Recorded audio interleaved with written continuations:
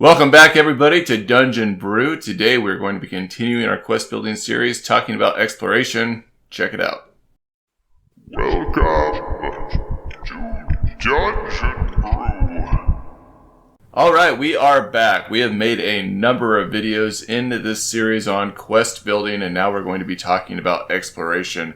Again, when John and I are talking about quests, we're really talking about objectives that the Dungeon Master is setting forth for the party to fulfill, putting that in front of them for them to then go accomplish. That's kind of the basic definition of the way that we're looking at this. We have talked about combat and social quests already, and exploration is our third type of quest point. You're going to recognize that these also fit within that realm of the three tiers of gameplay. And for us, it's really important to recognize that no matter what quest you're setting up, no matter what the objective is for that DM, each one of these quests oftentimes will have each tier of gameplay within them that's going to make it more interesting and engaging for the party. So if you set up something specifically for an exploration quest, you're going to want to have other attributes in there too to make it exciting for the gamers. Yeah, definitely. It's always important to consider different characters, different classes, and what they excel at. And that allows them to engage with the various pillars of play in unique ways. So, a ranger and a rogue, they're going to usually be more skill focused. If you've got a fighter or barbarian, they're going to be more combat focused. You have bards and sorcerers who have high charisma, they're going to be more social focused. So, allow those different classes, allow those different members of the group to excel in various ways. And you can do that by making sure that you're mixing and matching some of these options within any quest that you're happening to build, so that they have the option of shining for brief periods of time. Since we're talking about exploration tends to be a lot more skill focused. There tends to be more skill checks, more options for classes who have a variety of a large quantity of skills, and then also the classes that have expertise. So bards also do really well in exploration style. They have a lot of skills at their disposal. Rogues, like I said, and what was that? Rangers tend to do this a lot as well, simply because exploration in the wilderness and that type of thing behooves that type of class. So when I think of exploration, my mind first goes to dynamic environments, because as a DM, that's probably what I think of when I'm thinking about exploration. I want it to be a unique wooded area, or a unique shrine or temple, or a unique dungeon. I want it to have something to it that stands apart from every other place prior for the characters when they're going through it. No matter if they're going to be investigating a place, looking at surviving in a place, trying to discover a new place, I want there to be something that stands out that makes it memorable for the players. So that's, I think, where I usually begin to think about exploration quests. When I as a DM set up a quest and I go, I want my players to explore more or see something more, I'm thinking about, how do I make this stand apart from every other place previous that they've been to, not only in this world, but in any world that they've experienced in the course of gameplay. Yeah, that makes sense. Something shiny. You've got this location you want them to go visit, and making that an attractive location, an interesting location, encourages exploration. And we did a video, right, on the three pillars of, or we did videos on the three pillars of play. Specifically, we talked about exploration, and one of the ideas that I came across, or that I talked about, was being more active and rewarding exploration, providing experience for exploration. And for me, that can be experience, but it also can be finding things, finding treasure, finding magic items, that type of stuff. So in my experience, oftentimes what I try to do is I try to provide things that can be found. It's not 100%. Like if you go through the dungeon and you just beeline towards the exit, or beeline towards the boss, then you're going to find the boss, and you're going to find whatever the boss has on him. But if you want to find the really unique things, the interesting things, I hide those in the corners of my dungeon. I don't put them at the boss. So you have to venture off down the random corridors and check out every room if you want a chance of finding the really cool stuff. And I think that in terms of exploration provides its own reward. It encourages players to go off the beaten path and see what's out over in the nooks and crannies of a dungeon, or of a room, or off the side of the road, where you see that unique location off in the distance and go, well, it's, it's a day's hike to get over there, where we can definitely see, this really unique location, but it's going to be worth it because there's going to be something there for us. And this doesn't even have to be something as extravagant or as exotic as a dungeon or a location that's out in the wilderness. I know right now I'm running the Hawkhurst campaign through Dungeon Brew, and my characters oftentimes are passing shops and taverns and a number of different places that they can go and explore. All of my taverns, for instance, have different lists, menus for foods they can eat that have different impacts on them, or different drinks that they can have that have different charisma or DC con checks on them based on the alcohol content. There's also, of course, a social aspect to this for NPCs that they can meet in each area, but they get that reward of experience every session for going off the beaten path and exploring more of the city and learning more about the history of the city and engaging with all those different elements. So I'm just kind of reiterating some of what you're saying. It's really important, I think, to reward your players for doing that. And I know in this particular campaign, my players have gotten used to seeing a good 1,000, 2,000 experience coming their way every game, split up among them, because of their exploration of that city.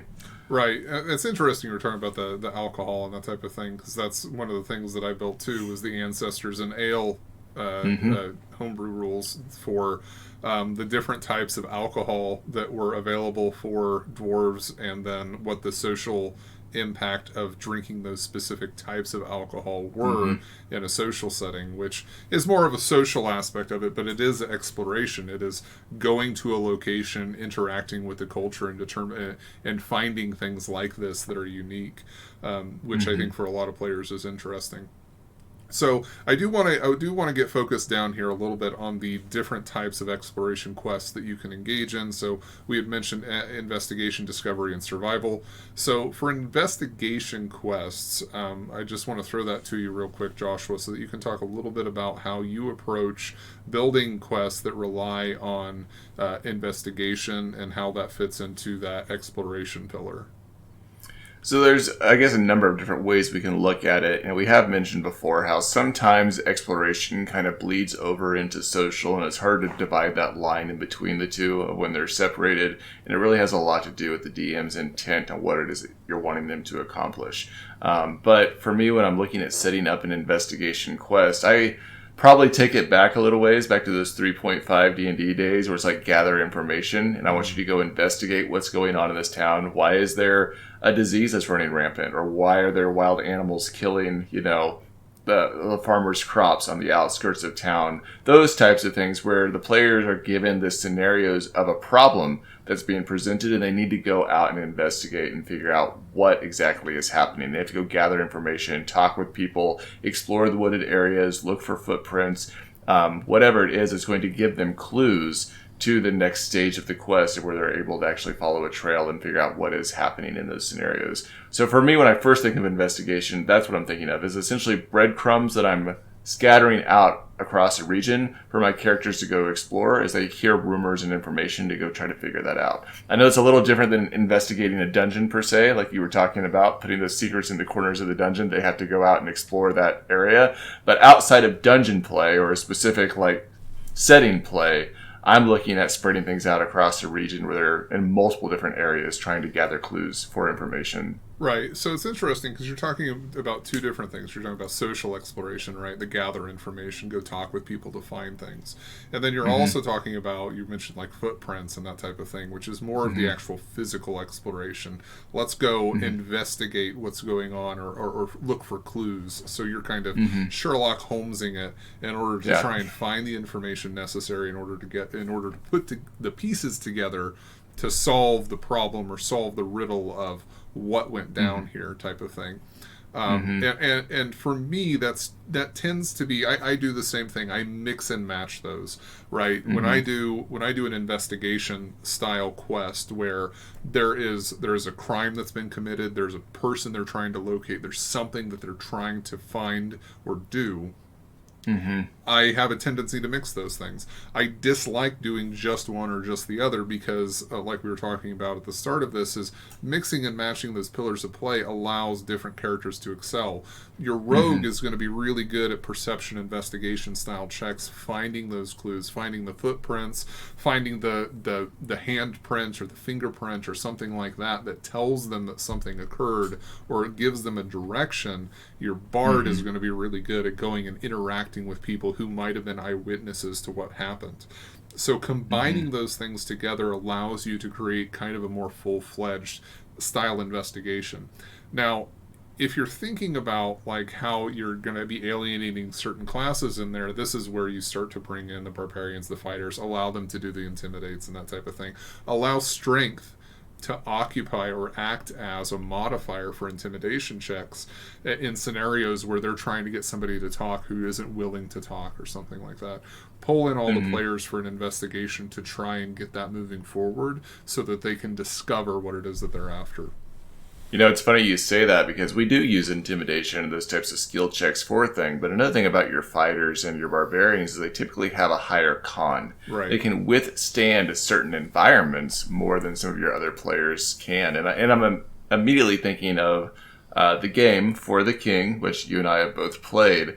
And there's sometimes that little cave or that little hovel that you have to send your fighter in or your person with high con in so that they can withstand that to open the chest, because if you send in your bard or your rogue, they're going to die within that environment. So you can also make environmental things that you need that brawny individual to go into in order to survive it, to get the clue for the bard to maybe decipher. Yeah, that's an interesting option. Play into what their ability scores should be, and that's not even necessarily a skill check, right? That's more of a physical stamina style thing where they have the physicality necessary to do a thing, which also can be included for things like strength checks, athletics checks, those types of things. There is a clue, but it's, you can't get to it because there's a barrier, there's an impediment in some way. There's a portcullis that's dropped down that it's not locked, it's just too heavy to lift, and the winch is on the other side of the room, so the fighter, the barbarian, has an opportunity to lift it. Those types of things can engage other members of the party to perform skill checks that allow you to have an exploration style quest that isn't just limited to the rogue constantly rolling to try and find traps as you or try to find clues as you're moving throughout that quest line.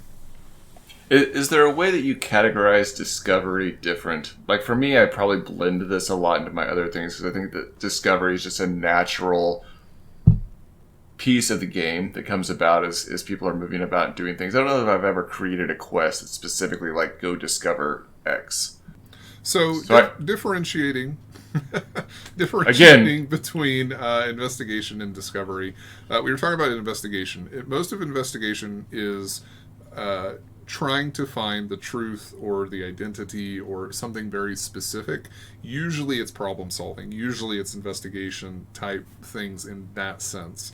Discovery for me is a broader sense of there is something to find that is not necessarily specific, although it can be specific. So what this makes me think of is when we did in the Beckme campaign, I was running the module called Hail of Heroes. Hail the Heroes? I don't remember specifically. I'll put it down below. But this specific quest was going to the Temple of Halav, and one, trying to locate the Temple of Halav, and then trying to find an artifact specifically in there called Halav's Shield. And for those of you who are not familiar, this is from the original D&D world for Mystara.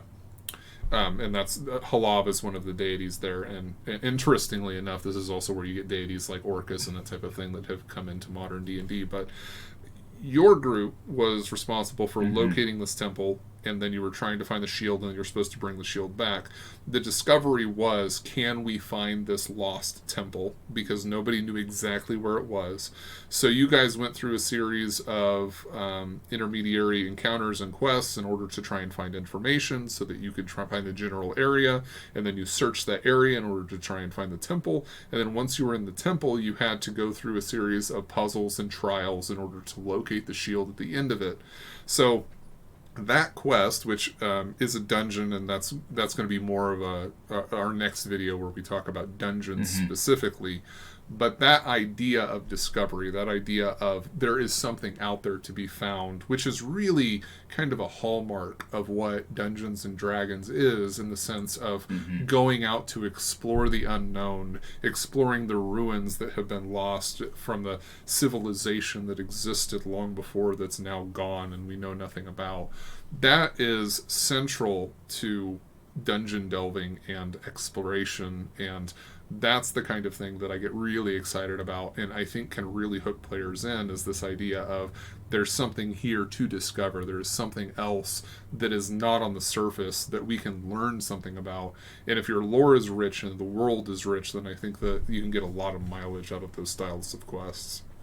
Yeah, I'm thinking like through other quests that I've done in the past too that really fit that, and there are actually a wide range of them that can be utilized. There are like these overarching quests that are just kind of like stuck on my player's quest board of things that they need to do. Like, you need to go find the Lich's phylactery. God knows where it is. Good luck finding it. You need to go find this holy sword in order to defeat this monster, because without it, no other blade will cut through them.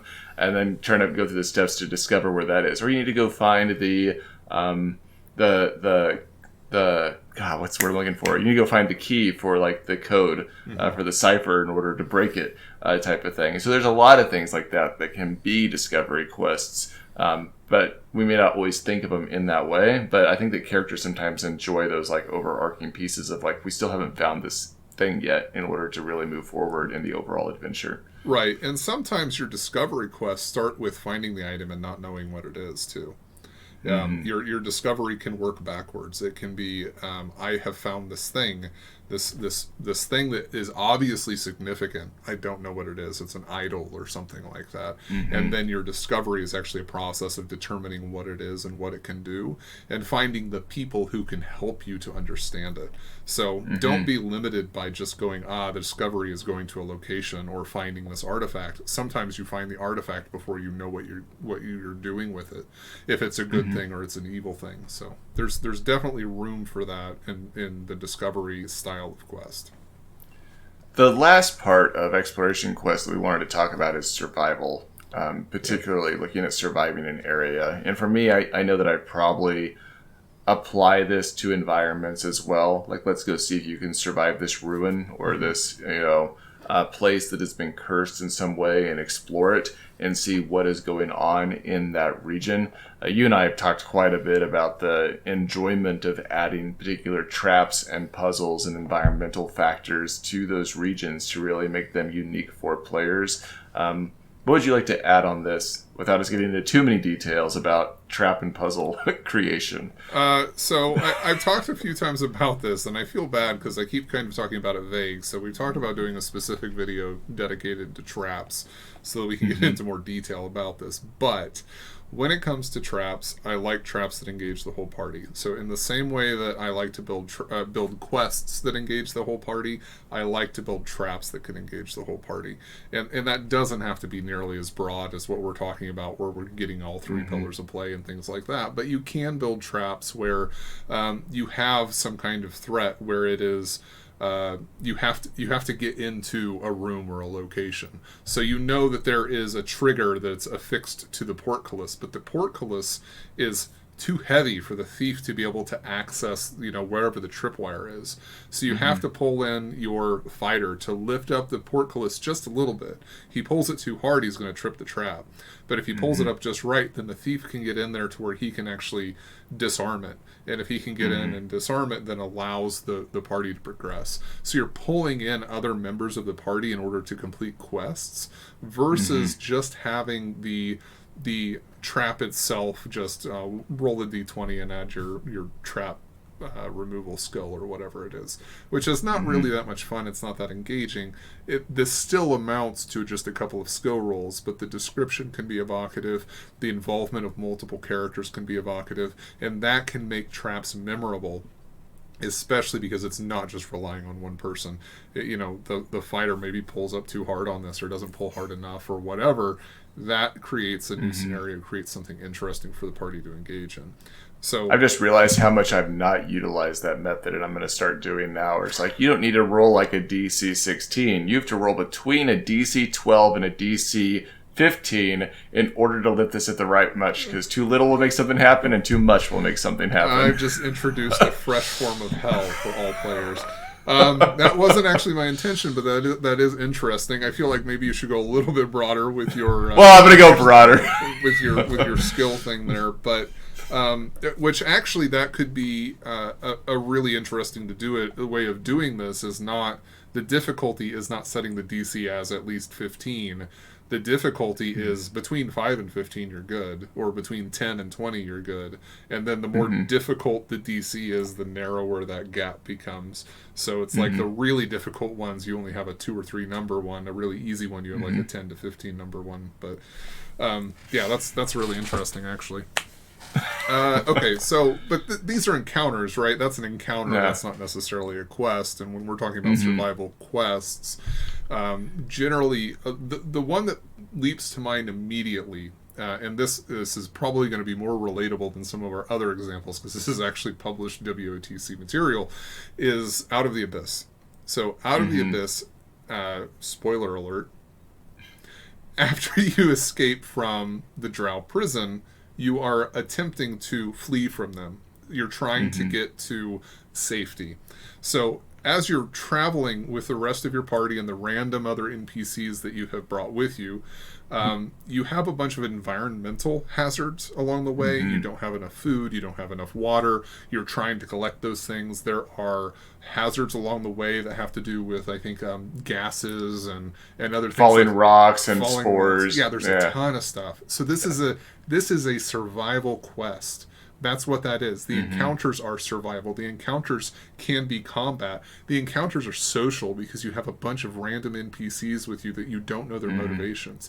It is, in my opinion, one of the best versions of a survival quest that you can find, simply because it is so well-rounded. Now, most of what that appears to be in the book are a bunch of random roll tables, which does not, in and of itself, create a lot of fun. It really is up to the DM to take that and run with it. Don't be limited by the tables. Build out options or build out the encounters in advance so that you're not just randomly rolling at the table, because then it feels random and it doesn't feel fun or unique. But if you take those things and you actually build out ahead of time, then that creates a really interesting survival style encounter where the entire party is having to work together. They have to determine their travel speed. They have to determine who is going to be scouting for them, who's trying to hide their tracks from their pursuers. All of those things combine together to create a very interesting quest for that portion of that adventure. And there's a lot of unique ways that you can apply this. And I've seen you do this, John, in a number of different games, from us running from a green dragon through the Fey Wilds, where we had to get from point A to point B with skill checks to get throughout it. And it was a lot of the similar stuff. We'd be unique in the way that we survived that to get between those two locations. We've been on ships where there's been storms that have hit us, and we're trying to sail from one port city to another port city. And it's all about that survival and getting from there, and not even knowing everyone on our ship, and having to make sure that we are working together and utilizing what we have at our disposal in order to survive that scenario. There's a lot of very cool things that I think that players or DMs can use for their players to make survival exploration quests exciting for them, that sometimes honestly doesn't seem, I'm trying to find a good way of wording this, it seems like it should be a natural thing to occur within a tabletop role-playing game, but I don't think they're introduced very often. In fact, I know I've seen them a lot because I play with you a lot, but I don't see them outside of games with us very often in just the course of gameplay. Yeah, I enjoy them a lot, and it's actually occurred several times in the cast down from Haven. We've kind of gotten away from it because you guys have gotten to a level where environmental hazards are not such a big deal for you. But in your early levels, when you were trying to go through the Forest of the Fell, there was the dangers of being pursued by creatures behind you. You had the danger of people setting traps in front of you. You guys were trying to collect resources at the same time so that you could try and craft magic items and bolster the resources for Haven. So every everybody had skill checks that they needed to make. Everybody had a role involved. And depending on how well you guys did on some of those checks, there was the threat of combat encounters, which you wanted to avoid because they were costly and not really beneficial to you. So it created a scenario which allowed you guys to try and be as directed as you possibly could in going through that scenario so that you could get in, get what you needed to get, and then get out as quickly as possible. Which is just kind of a different dynamic, but it's ultimately a survival quest. What you were doing there was trying to go in and survive and then get back out again, taking with you anything of value that you needed. I don't know that I have a lot else to add to this. I mean, if folks have other questions or thoughts or another video you'd like us to make specifically on this, outside of maybe the traps and puzzles one that we're planning on doing anyway, please let us know. Because I think that this should be kind of the crux of what a lot of tabletop role-playing games are. And again, I just don't know that I see it being attacked or being addressed in the way that I'd like to see more of from live gaming sessions that I've watched. All right, so we'll catch you guys next time for the last one in this series. It'll be on dungeon creation, where we're going to try and take a lot of the things that we've talked about here, and we're going to combine them together when we talk about how we go about building dungeons. Jon and Josh.